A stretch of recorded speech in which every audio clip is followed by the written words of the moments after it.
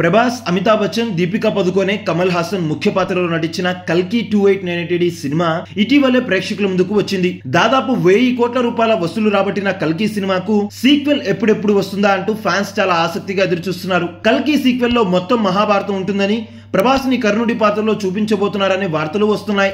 కానీ ఇప్పటి వరకు సినిమా గురించి ఎలాంటి క్లారిటీ లేదు. కల్కి 2 సినిమా గురించి వస్తున్న పుకార్లన్నిటికీ దర్శకుడు నాగ్ అశ్విన్ చెక్ పెట్టేందుకు సిద్ధమయ్యారు. అక్టోబర్ 23న ప్రభాస్ పుట్టినరోజు సందర్భంగా సీక్వెల్ గురించి క్లారిటీ ఇచ్చే అవకాశాలు ఉన్నాయని తెలుస్తుంది. కల్కి 2 సినిమా టైటిల్ ను మార్చే అవకాశాలు ఉన్నాయి. అంతేకాకుండా సినిమా కథ మహాభారతం కు షిఫ్ట్ అవనున్నట్లుగా తెలుస్తుంది.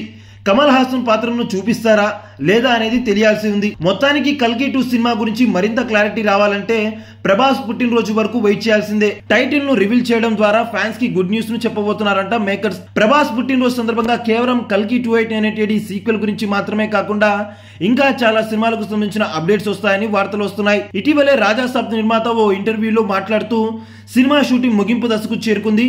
ప్రభాస్ పుట్టినరోజు సందర్భంగా సినిమా నుంచి స్పెషల్ సర్ప్రైజ్ ఉంటుందని ఆయన చెప్పారు. అంతేకాకుండా ప్రభాస్ ను చాలా స్పెషల్ గా రాజాసాబ్ సినిమాలో చూపించబోతున్నట్టుగా చెప్పుకొచ్చారు. రాజాసాబ్ టీజర్ కాకుండా పోస్టర్ ను ప్రేక్షకుల ముందుకు తీసుకువచ్చి ప్రభాస్ ఫ్యాన్స్ కి మారుతి బర్త్డే గిఫ్ట్ ఇచ్చే అవకాశాలు ఉన్నాయని తెలుస్తుంది. ప్రభాస్ నటించబోతున్న మరో భారీ యాక్షన్ సినిమా స్పిరిట్.